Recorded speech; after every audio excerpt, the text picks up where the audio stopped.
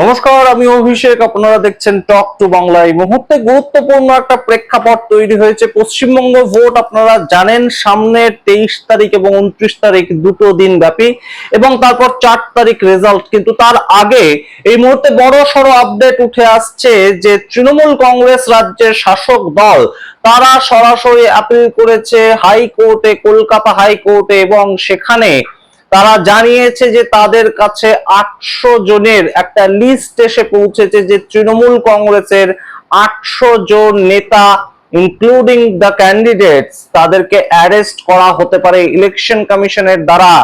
অর্থাৎ এই মুহূর্তে সরাসরি তোপ দেখেছেন রাজ্যের মুখ্যমন্ত্রী, এবং সেই ভিডিও আপনাদের সামনে প্রস্তুত করব।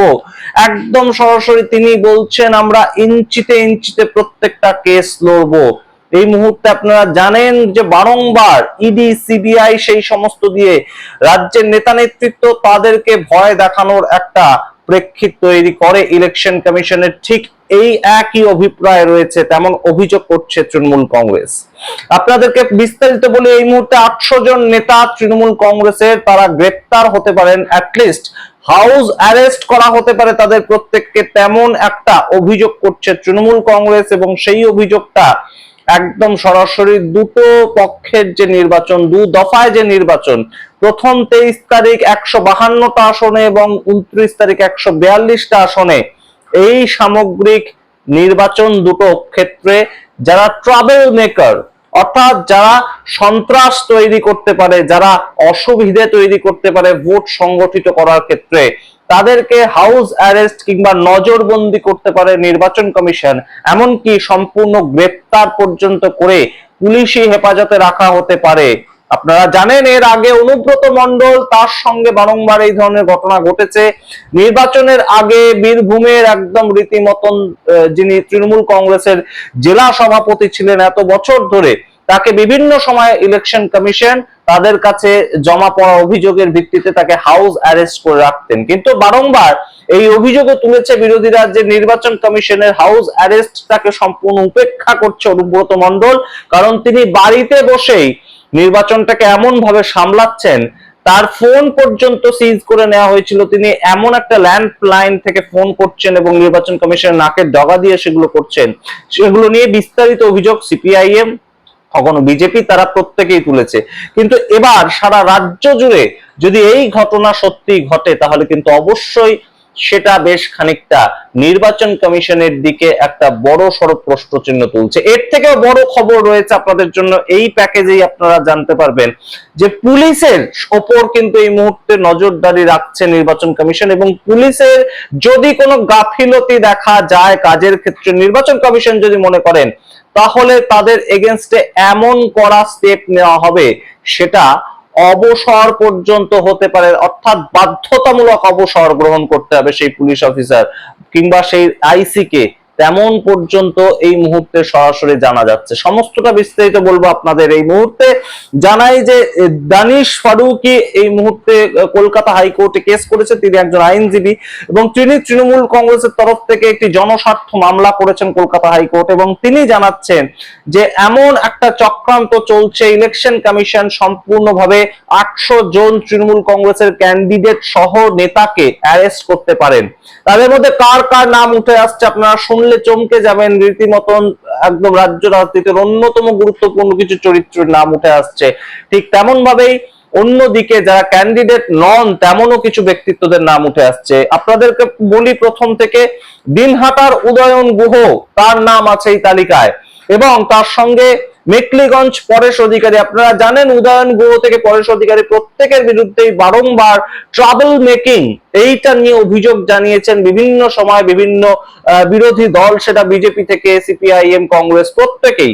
তো সেই জায়গা থেকে এই দুজনের নাম অত্যন্ত গুরুত্বপূর্ণ। দিনহাটা এবং মেকলিগঞ্জের প্রার্থী তারা এইবারেও 2026-এও, তাদের বিরুদ্ধে এই ধরনের অ্যাকশন নেওয়া হতে পারে তেমন একটা খবর। এবং এই যে 800 জনের লিস্ট তৃণমূল কংগ্রেস কলকাতা হাইকোর্টকে জমা দিয়েছে, সেটা কিন্তু তার মধ্যে থেকে আমরা নামগুলো পড়ছি। তার পরবর্তীতে বেহালা পশ্চিমের প্রার্থী রত্না চট্টোপাধ্যায়, তিনি এর আগে বেহালা পূর্বের বিধায়ক ছিলেন, এবারে তাকে বেহালা পশ্চিম থেকে তৃণমূল কংগ্রেস সিট দিয়েছে, টিকিটটা দেওয়া হয়েছে, এবং তার বিরুদ্ধেও কিন্তু এই ধরনের একটা অভিযোগ রয়েছে যে তিনি ট্রাবল মেকিং করতে পারেন, তাই জন্য তাকে হাউস অ্যারেস্ট করে ফেলা হতে পারে।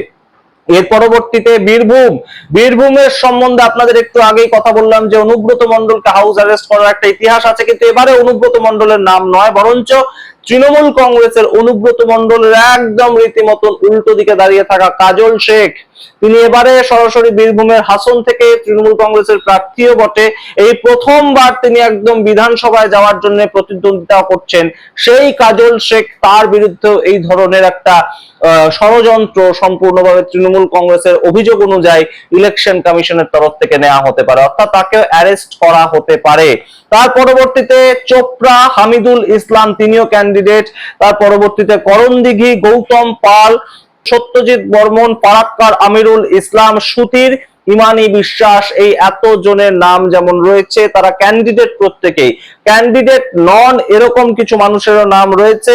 তাদের নাম অবশ্যই গুরুত্বপূর্ণ। শান্তনু সেন, আপনারা জানেন যে রাজ্যসভার সাসপেন্ডেড সাংসদ ছিলেন তিনি, এবং অবশ্যই রাজ্যসভার সাংসদ ছিলেন তিনি তৃণমূল কংগ্রেস থেকে। তাকে আরজিকর আন্দোলনের পরবর্তী সময় তাকে নিলম্বিত করা হয়েছিল, পরবর্তীতে তার এই মুহূর্তে সাসপেনশন উঠিয়ে নেয় তৃণমূল কংগ্রেস, তিনি আবারও ফুল ফর্মে কাজে নেমেছেন, কিন্তু তাকেও এই মুহূর্তে এই তালিকায় রাখা হয়েছে যে তাকে হাউস অ্যারেস্ট করা হতে পারে ট্রাবল মেকিং এই ধরনের একটা অভিযোগের ভিত্তিতে। এর পরবর্তীতে রয়েছে মনিরুল ইসলাম, আপনারা জানেন মনিরুল ইসলাম বিতর্কিত চরিত্র, রাজ্য রাজনীতিতে বিভিন্ন সময়ে তার বিরুদ্ধে বিভিন্ন অভিযোগ উঠে এসেছে, এবং তার সঙ্গে কাউন্সিলর বাপি ঘোষ, অনিন্দ কিশোর রাও, তাদের নামও রয়েছে। অর্থাৎ সরাসরি বিভিন্ন স্তরের নেতা, তাদেরকে একদম নজরবন্দি করে নেওয়ার একটা প্রচেষ্টাই নিয়ে মমতা বন্দ্যোপাধ্যায় নিজে কি বলছেন আপনাদের শোনাবো, তারপর আপনাদেরকে বলবো যে এই নিয়ে নির্বাচন কমিশনার পশ্চিমবঙ্গের তিনি বা কি বলছেন। আগে শুনুন মমতা বন্দ্যোপাধ্যায়ের বক্তব্য। একদম স্টেজ থেকে দাঁড়িয়ে তিনি বলেছেন, আমরা প্রতিটা কেসে ইঞ্চিতে ইঞ্চিতে লড়বো। ইলেকশনের আগে অনেককে অ্যারেস্ট করার পরিকল্পনা করেছে, লিস্ট আমি পেয়ে গেছি। আমরাও কোর্টে যাব, প্রত্যেকটা কেসে ইঞ্চিতে ইঞ্চিতে লড়বো। শুধু তৃণমূল কংগ্রেসকে টার্গেট করেছে, তৃণমূল কংগ্রেসের সব চোর আর বিজেপি সব সাজ।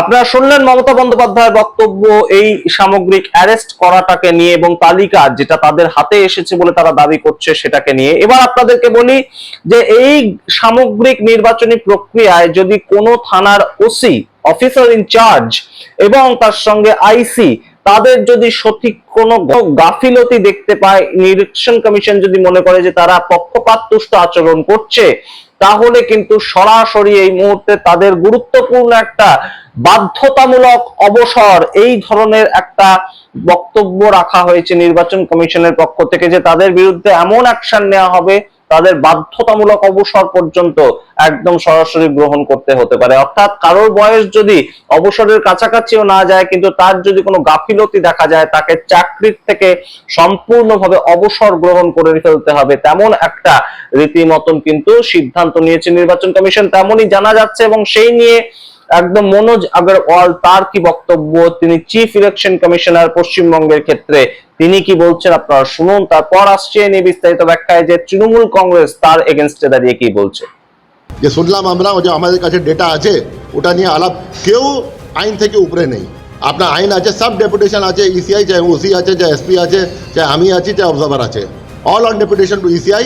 আর ইসিআই পরিষ্কার বলছে এবার ফ্রি ফায়ার ইলেকশন হবে, কোনো যা আছে লোক ভয় করবে না, গিয়ে পরবর্তী অবস্থাতে ভোট দিতে যাবে। হ্যাঁ হয়েছে, অ্যাকশন হয়েছে, 2-3 ওসি সাসপেন্ড भी হয়েছে, অনেক ওসি ট্রান্সফার হয়েছে। আপনারা শুনলেন নির্বাচন কমিশনার তার বক্তব্য পশ্চিমবঙ্গের ক্ষেত্রে কতটা ঠিক কঠোর হতে চলেছে তারা।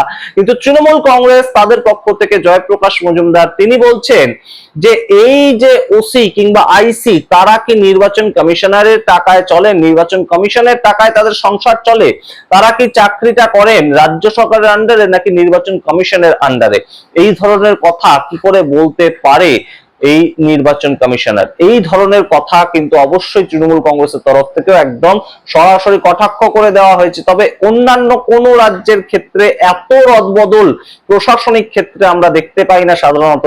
বিভিন্ন জায়গায় ভোট হচ্ছে, কিন্তু পশ্চিমবঙ্গের ভোটটা একটা অনন্য সাধারণ জায়গায় চলে গিয়েছে, এবং নির্বাচন কমিশনার সেটা এসআইআর হতে পারে কিংবা একদম সরাসরি প্রশাসনিক রদবদল হতে পারে, প্রত্যেকটা ক্ষেত্রে যেভাবে কাজ করছে কিছু জায়গা থেকে অবশ্যই তারা বাহবা পাচ্ছে এবং অন্য জায়গা থেকে একদম সরাসরি কিন্তু কটাক্ষের ছবিটাই উঠে আসছে যে কোনো একটা বিশেষ পার্টির হয়ে কাজ করছে ইলেকশন কমিশন, আর তেমন অভিযোগ করছেন বিভিন্ন ক্ষেত্রে তৃণমূল কংগ্রেস। এবং সেই জায়গায় আপনারা একদম সরাসরি জানুন যে 800 জনের যে তালিকা সেটা নিয়ে একদম ইলেকশন কমিশনের বিরুদ্ধে সরাসরি কল্যাণ বন্দ্যোপাধ্যায় তৃণমূল কংগ্রেস তাদের পক্ষ থেকে গিয়েছে এবং অবশ্যই এই মামলাটা করেছেন দানিশ ফারুকি, তিনি একজন আইনজীবী কলকাতা হাইকোর্টের, এবং সম্পূর্ণ মামলাটা শুনানি হবে বুধবার আগামীকাল, ঠিক নির্বাচনের একদিন আগে দাঁড়িয়ে। আপনাদের সামনে পুরোটা রাখলাম, অবশ্যই কমেন্ট বক্সে কমেন্ট করুন আপনাদের মতামত। দেখুন টক টু বাংলা, অবশ্যই টক টু বাংলা ইউটিউব চ্যানেলটিকে সাবস্ক্রাইব করতে ভুলবেন না। ধন্যবাদ।